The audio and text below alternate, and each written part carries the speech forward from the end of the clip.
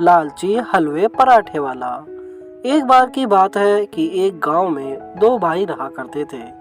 बड़े भाई का नाम था अली और दूसरे भाई का नाम था अकरम। दोनों भाई अपने स्वभाव के कारण एक दूसरे के बिल्कुल विपरीत थे। बड़ा भाई अली हलवे पराठे की ठेली लगाता था। इसी तरह दूसरा छोटा भाई अकरम एक नंबर का आलसी था और कोई काम धंधा नहीं करता था। अकरम बस जल्दी से जल्दी अमीर बनने के सपने देखा करता था। एक बार की बात है कि छोटा भाई अकरम अपनी भाभी के लिए सूट लेकर आया। अकरम ने सूट भाभी को दिया, जो अकरम की भाभी को बहुत पसंद आया। सूट देख अकरम की भाभी ने कहा, अरे अकरम, तू तो कुछ कमाता भी नहीं है, फिर तेरे पास इतने पैसे कहाँ से आए?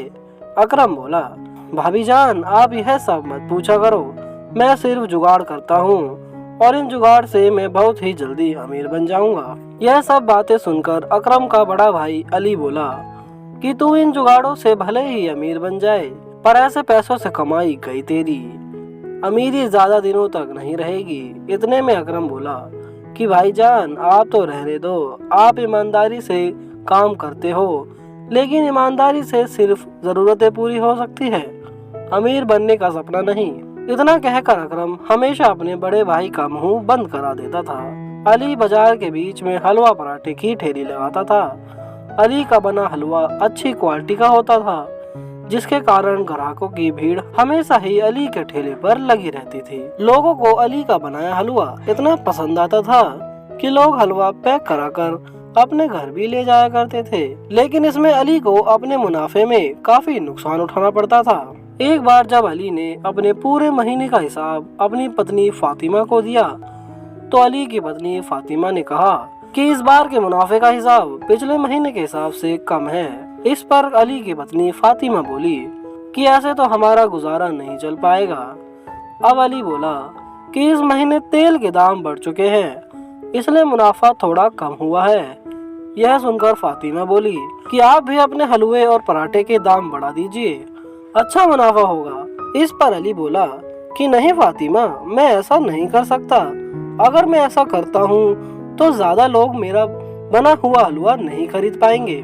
इसके बाद फातिमा ने कहा कि जैसा आप ठीक समझे। अली और फातिमा की यह बातें अली का छोटा भाई अकरम सुन रहा था।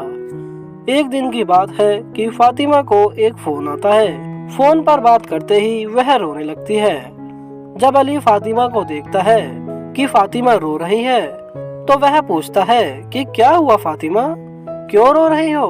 फातिमा कहती है कि मेरे चाचा का इंतकाल हो गया है, वह इस दुनिया में नहीं रहे, उनका इंतकाल हो चुका है, मुझे जल्द से जल्द चाचा के यहाँ जाना होगा।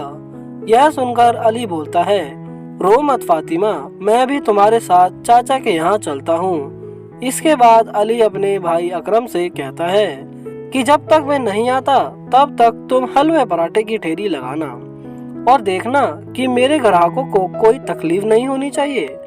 याद रखना कि मैं हलवा बनाने के लिए दुकान से महंगा और अच्छी गुणवत्ता का सामान खरीदता हूँ, तुम सस्ते के चक्कर में मत पड़ना। इतना कहकर अली चला जाता है।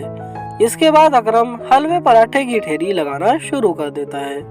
ग्राहक आकर आराम से हलवा पराठा खा रहे हैं। अकरम देखता है कि पराठा बनाने के लिए तेल तो खत्म हो गया है। अकरम सोचता है अगली सुबह जाकर वह दुकान से सारा सामान खरीद लेगा। अगली सुबह जब अकरम सामान लेने दुकान पर जाता है, तो वह यह सोचकर सस्ता तेल ले लेता है कि यह कौन सा उसके घर में उपयोग होने वाला है। रोज की तरह लोग ठेले पर आकर हलवा पराठा खाने लगते हैं, लेकिन कुछ देर बाद दो ग्राहक आते हैं और कहते हैं कि हमने तुम्हारे यहाँ से हलवा खाया था और हमारी तबीयत खराब हो गई। तुम्हारा बड़ा भाई अली कहाँ है? हम उससे बात करते हैं कि ये कैसा हलवा बनाया। यह सुनकर अकरम डर जाता है, क्योंकि वह कई दिनों से सस्ता और मिलावटी तेल में बना हलवा पराठा बेच रहा था। यह बात जब अली को पता चलती है, तो वह अकरम को बहुत डांटता है और अकरम से कहता है कि वह लोगों से माफी मांगो। अकरम को अपनी गलती का एहसास हो जाता है और लोगों से माफी मांगते हुए कहता है कि वह आगे से ऐसा नहीं करेगा, उसे अपने किए पर बहुत पछतावा है। दोस्तों, कहानी हमें यह सिखाती है कि हमें अपने मतलब के लिए दूसरों को तकलीफ नहीं पहुंचानी चाहिए। ईमानदारी और मेहनत से कमाया पैसा जीवन में सुख समृद्धि लाता है।